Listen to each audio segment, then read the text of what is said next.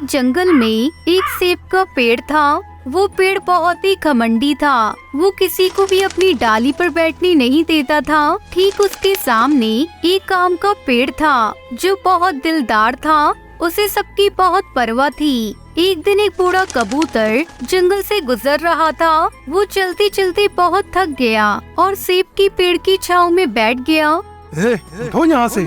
सेब के पेड़, मैं बहुत थक चुका हूँ, मुझे थोड़ी देर आराम करने दो, मैं आराम करके निकल जाऊंगा।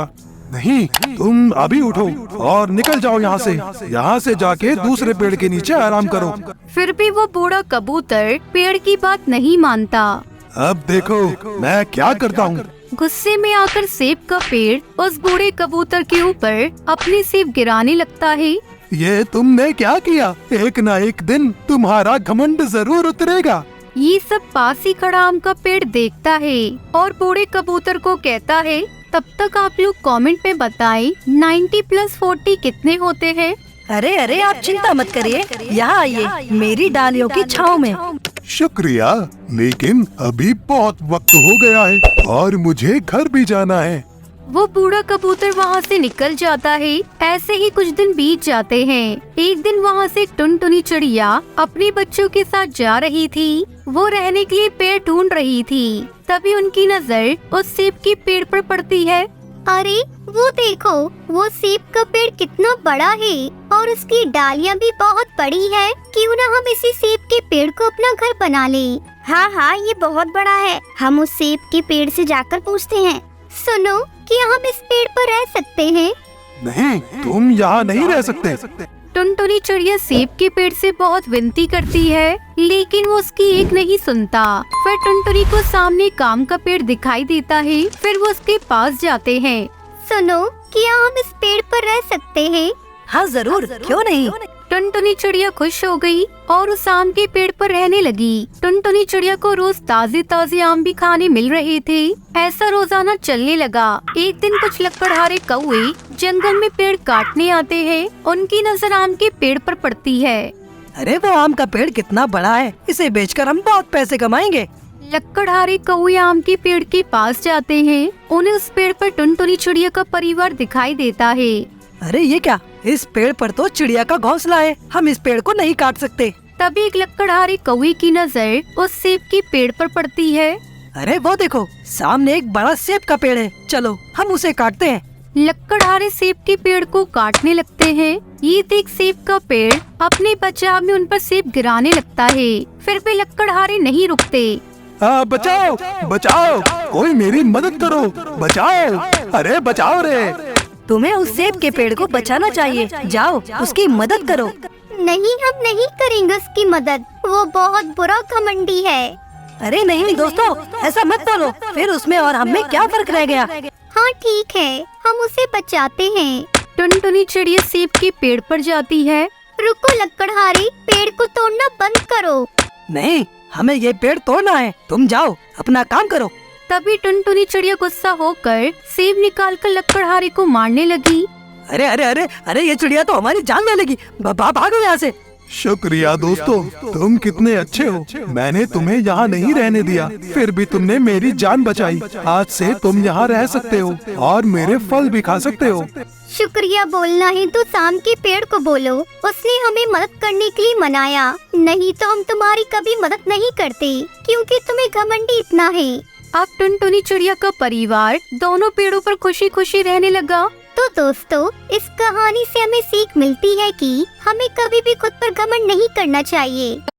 टुनटुनी और उसकी 7 साल की बेटी पिंकी बहुत ही गरीब थे। टुनटुनी के पति की मौत के बाद से ही टुनटुनी और पिंकी बड़ी मुश्किलों में जी रहे थे। टुनटुनी अपने घोंसले का किराया भी नहीं दे पा रही थी। ऐसा जुल्म मत करिए सेठ जी, मेरे पति ने कितने सालों तक आपके यहाँ काम किया है। आज वो नहीं रही तो आप हमें घर से बाहर मत निकालो। इतनी ठंड में हम कहाँ जाएंगे। तेरा पति मेरे यहाँ काम करता था, तो क्या उसके पूरे खानदान का ठेका ले लिया मैंने? मैंने घोंसले किराए पर चढ़ाने के लिए बनाए, कोई धर्मशाला खोल कर नहीं रखी है। टुनटुनी गिड़गिड़ाने लगती है, लेकिन सेठ पर इसका कोई असर नहीं होता। वो अपने गुंडों से कहकर टुनटुनी के घर का सारा सामान घर से बाहर फेंकवा देता है। टुनटुनी और पिंकी कड़कड़ाती ठंड में बेघर हो गए थे। दूसरी तरफ सेठ जैसे ही घर पहुंचता है, उसकी बीवी उस पर गुस्सा करने लगती है। फिर अकेले आ गए। मैंने कहा था ना, आज घर में नहीं घुसने दूंगी अगर कोई नौकरानी नहीं लाए तो। पुरानी नौकरानी को काम छोड़े 2 दिन हो गए, तब से सारे काम मुझे ही करने पड़ रहे हैं। अरे भाग्यवान, बस आज के लिए माफ कर दो, कल पक्का मैं किसी को ले आऊंगा। हाँ रहने दो, अब मैं तुम्हारी बातों में नहीं आने वाली। इतने मजदूर काम करते हैं तुम्हारे यहाँ, किसी को भी कह दो पैसों के लालच में दौड़कर आ जाते हैं। लेकिन नहीं, मैं सब समझती हूँ तुम्हारी चालाकी। इतनी ठंड में मुझसे घर के काम करवा कर अपने पैसे बचाने की सोच रहे हो ना, लेकिन ऐसा होगा नहीं। साफ साफ कह देती हूँ, मैं कोई काम नहीं करने वाली। सेठ कौवी को टुनटुनी का ख्याल आता है।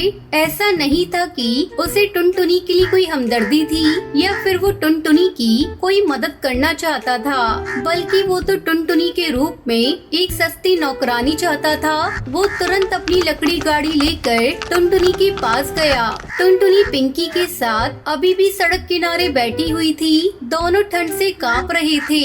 सेठ को देखते ही टुनटुनी हाथ जोड़ते हुए बोली, सेठ जी रहम कीजिए, मैं वादा करती हूँ जल्द ही आपका किराया चुका दूंगी। आपने अगर मदद नहीं की तो इस ठंड में मैं और मेरी बेटी जिंदा नहीं रह पाएंगे। सेठ जी रहम कीजिए। रहम आ गया, इसलिए आया हूँ वापस। तुम दोनों चलो मेरे साथ। आज से तुम्हें मेरे घर के सारे काम करने होंगे। बदले में रहने के लिए जगह मिल जाएगी तुम दोनों को, और कुछ पैसे भी, ठीक है? लेकिन एक बात साफ साफ सुन लो, घर के सारे काम तुम दोनों को ही करने होंगे, बिना किसी नानुकुर के। अगर मंजूर है तो बोलो, वरना मैं किसी और को देखता हूँ। मैं करूँगी ना सेठ जी, मैं सारा काम करूँगी। आपका बहुत बहुत शुक्रिया। सेठ टुनटुनी और पिंकी को लेकर अपने घर पहुंचता है और सुंदरी कौवी को उनके बारे में बताता है, लेकिन सुंदरी खुश होने की बजाय और नाराज हो जाती है। हे भगवान, तुमसे नौकरानी लाने को कहा था, जिम्मेदारी नहीं, इसे रखोगे कहाँ? ऊपर से इसकी बेटी भी है। अरे तुम बिल्कुल भी चिंता मत करो, तुम तो जी भर के काम कराओ इन दोनों से। तुम्हें नहीं पता आजकल नौकरानियों के दिमाग कितने खराब हैं। और रही बात रहने की, तो वो अपने घोंसले के नीचे जो खोल है वहीं रह लेंगी दोनों। सुंदरी कौवी टुनटुनी को काम पर रखने के लिए मान जाती है और टुनटुनी को घर के नीचे पेड़ के खोल में रहने को कहती है। खोल को देखकर पिंकी टुनटुनी से कहती है, माँ यहाँ तो सिर्फ खोल है, दरवाजा तो है ही नहीं। हम यहाँ कैसे रहेंगे माँ? मैम साहब, हम दिन में तो यहाँ रह लेंगे, लेकिन रात को? एक तो मेरे पति ने तुम दोनों को यहाँ लाकर वैसे ही तुम पर एहसान किया है, अब और क्या चाहिए? अपना कमरा दे दूं तुम्हें? रहना है तो यहीं पर रहो, वरना जा सकती हो दोनों। नहीं मैम साहब, हम रह लेंगे यहीं पर। बस अगर जमीन पर कुछ बिछाने के लिए और रात को ओढ़ने के लिए कुछ मिल जाता तो बड़ी मेहरबानी होगी। क्या मुसीबत है, रुको यहीं पर। सुंदरी कौवी कुछ ही देर में एक फटी पुरानी चादर लेकर वापस आ जाती है और उस चादर को वो टुनटुनी को देते हुए कहती है, ये लो, इसी से काम चलाओ। चाहो तो बिछाओ, चाहो तो ओढ़ लो। अब मुझे डिस्टर्ब मत करना, मैं सोने जा रही हूँ। सुबह मेरे उठने से पहले चाय और नाश्ता तैयार हो जाना चाहिए, समझी? सुंदरी अपने घोंसले में जाकर आराम से सो जाती है। टुनटुनी उस चादर से पिंकी को अच्छी तरह लपेट देती है और खुद ऐसे ही जमीन पर लेट जाती है। दिसंबर की उस ठंडी रात में टुनटुनी और पिंकी का बुरा हाल था। खोल में हर तरफ से ठंडी हवा आ रही थी। फिर अगले दिन, अरे महारानी, अब तक सो रही है? तुझे रात को ही कहा था ना, मेरे उठने से पहले चाय नाश्ता तैयार हो जाना चाहिए। वो माफ कर दीजिए मैम साहब, रात भर ठंड के मारे नींद नहीं आई। सुबह जैसे ही धूप आई तो आंख लग गई। मैं बस अभी करती हूँ सब कुछ। टुनटुनी उठकर तुरंत घर के कामों में लग जाती है।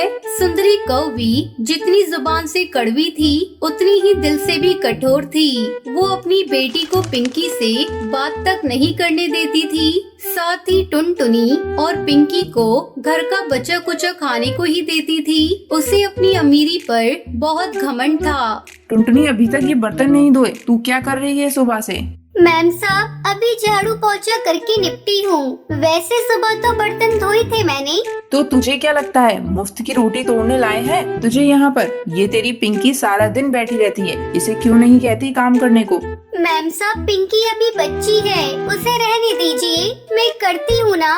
हाँ, और हम बैठे रहे तेरे इंतजार में कि कब बर्तन धुलेंगे और कब हम खाएंगे। साफ साफ सुन ले टुनटुनी, ये नवाबी मेरे सामने तो चलेगी नहीं। जब तू घर के दूसरे काम करती है तब तक इस पिंकी को बर्तन धोने में लगाया कर। ऐसे ही पूरा 1 महीना गुजर गया। टुनटुनी ने सेठ से जब अपने काम के पैसे मांगे तो सेठ गुस्से से बोला, तुझे रहने की जगह दी है, खाने को भी देते हैं, अब पैसे क्यों चाहिए तुझे?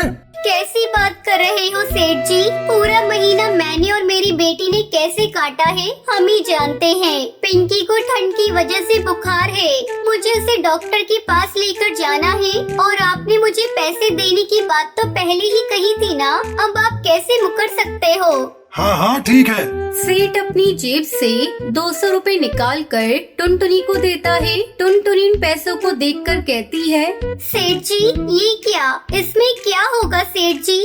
वो मुझे नहीं पता, मैं बस इतना ही दे सकता हूँ। वैसे भी मैंने तुझ पर एहसान किया है। क्या एहसान किया है आपने मुझ पर? मैं और मेरी बेटी रात भर ठंड में ठिठुरते रहते हैं। आप और आपका परिवार क्या जाने ठंड क्या होती है। भगवान सब देख रहा है सेठ जी, इतने कठोर भी मत बनो।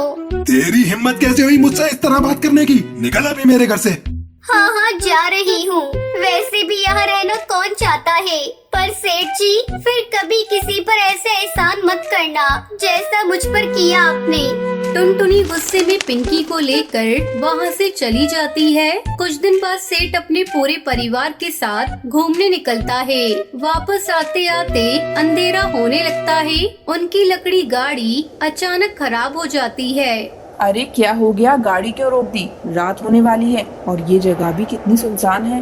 अरे भाग्यवान, रुकी नहीं, खराब हो गई है। सेठ गाड़ी से बाहर निकलकर गाड़ी ठीक करने लगता है, पर गाड़ी ठीक नहीं होती। सेठ का घर वहाँ से काफी दूर था। वो धीरे धीरे अपने घर की तरफ पैदल बढ़ने लगते हैं, लेकिन ठंडी हवा उन्हें आगे बढ़ने से रोक रही थी। कितनी ठंड है, मेरे तो पैर ही जम गए। सुनो जी, कुछ तो करो, बेटी का ठंड से बुरा हाल हो रहा है। हाँ, इससे पहले कभी ठंड का पता ही नहीं चला। घर में हीटर था तो पता नहीं था कि ठंड क्या होती है, पर मैं करूँ भी तो क्या करूँ। सेठ और सुंदरी हार मानकर एक जगह बैठ गए और भगवान को याद करने लगे। इतने में उन्हें कुछ दूर से एक रोशनी आती हुई दिखाई दी। वो टुनटुनी थी जो हाथ में लालटेन लिए उनकी तरफ बढ़ रही थी। टुनटुनी को देखते ही सुंदरी चौंकते हुए बोली, अरे टुनटुनी, तुम यहाँ? मैं यही पास वाली फैक्ट्री में मजदूरी करती हूँ। यहाँ पास ही में मेरी झोपड़ी है, आप सब जल्दी मेरे साथ चलिए, यहाँ बहुत ठंड है।